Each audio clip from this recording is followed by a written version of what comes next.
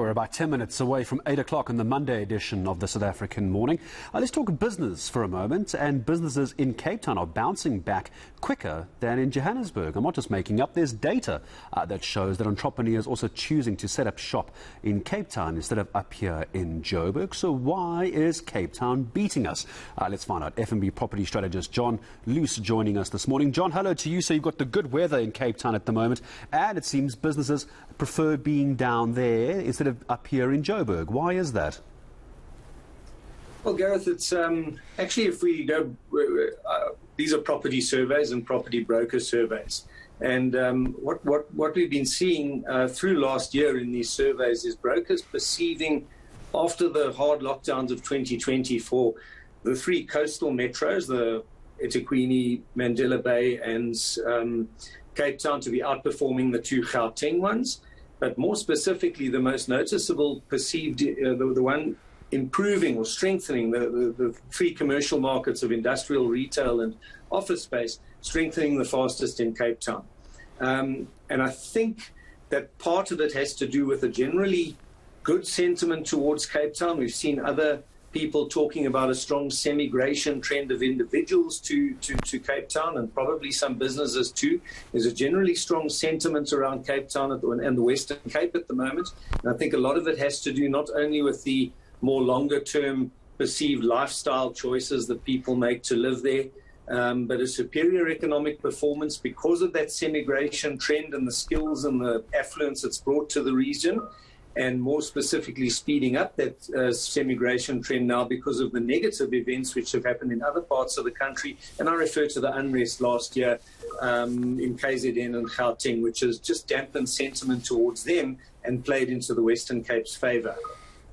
So when we talk about the various types of properties involved here, I mean, I mentioned just a moment ago setting up shop, which would imply retail. But let's not forget there's also industrial and office space as well. John, are we seeing the same trend, Cape Town versus Joburg, that whether it comes to not just stores but also industrial properties, preferring sunny Cape Town to overcast Johannesburg? Look. I can't say for certain that there's a lot of businesses actually migrating. I think there's some of that with this whole semigration trend, but I think what it is that Cape Town is moving into, I think it's sort of like a bit of a golden era for the city of Cape Town Metro and surrounding towns now, because they've had this long semigration trend for about 2 decades. It's been noticeable.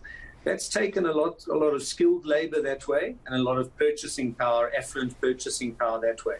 And that boosts economic growth. So I think the Western Cape is moving into a stronger economic growth period now than Gauteng, because skills drive modern economies. That's a reality. Yeah. And it's becoming the outperformer in economically, and that's leading probably to better business performance and more business startups, whether they come from elsewhere or whether it's just because of that superior economic performance. I think that's what's starting to happen in the Western Cape at the moment. There would have been some critics, John, you may or may not agree. You tell me that would have thought it wouldn't have happened because Cape Town's quite expensive. It's expensive to live there, it's expensive to run a company there, but it seems these trends are, despite the cost of doing business in Cape Town, people are very happy to do it. I think that the reality of the modern world seems to be more one of people looking for quality of life, work-life balance, lifestyle. And the Western Cape has created that sort of good mixture of a very significant economic opportunity. There's a big economy in Cape Town. It's not as big as Joburg's and Gauteng's, that's for sure, but big. Great infrastructure, a well-run province from a provincial and local government point of view, and many of the local governments there. And then, of course, the natural environment and the lifestyle is perceived as better than in Gauteng. So I think that's all really played into the hands of Cape Town. That's what people are looking for. And more with technology enabling us to be more remote, not only working individuals, but for our corporate company head offices to run our empires from more remote positions. I think that Cape Town now becomes more appealing as a place to have your business, to even have your head office in a place like Stellenbosch, surprisingly enough. That wouldn't have been thought about 20, 30 years ago, but technology increasingly enables that type of decentralization. Yeah, it's the globalization of data as well, which I think is making it easier to do business. John, just before I let you go, just how damaging is this to Johannesburg? If we have to draw a stark contrast, obviously it's a benefit in Cape Town, but with that benefit, I imagine comes a loss for Johannesburg as well. How damaging is this? Well, we've seen semigration trends to the Western Cape, not only from Johannesburg, but even from KZN. There's been an outflow in that over the past 2 decades. These things can be damaging if they carry on.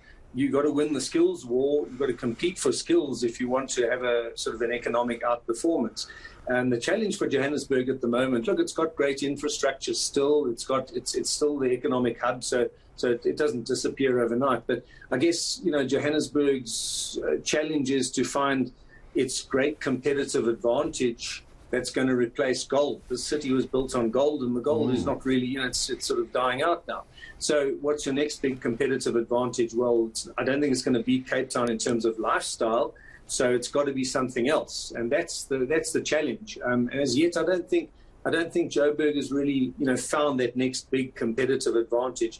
Its competitive advantage is just that it's big for the time being, and that helps it. But that doesn't. That you can't just be based on your sheer size. You've got to have something unique. Yeah, is the gold beginning to lose its shine? I feel an interview with an MEC for economic development in Johannesburg in my near future off the back of this. FNB Property Strategist John Loos, thank you very much. I appreciate the insight joining us this morning. So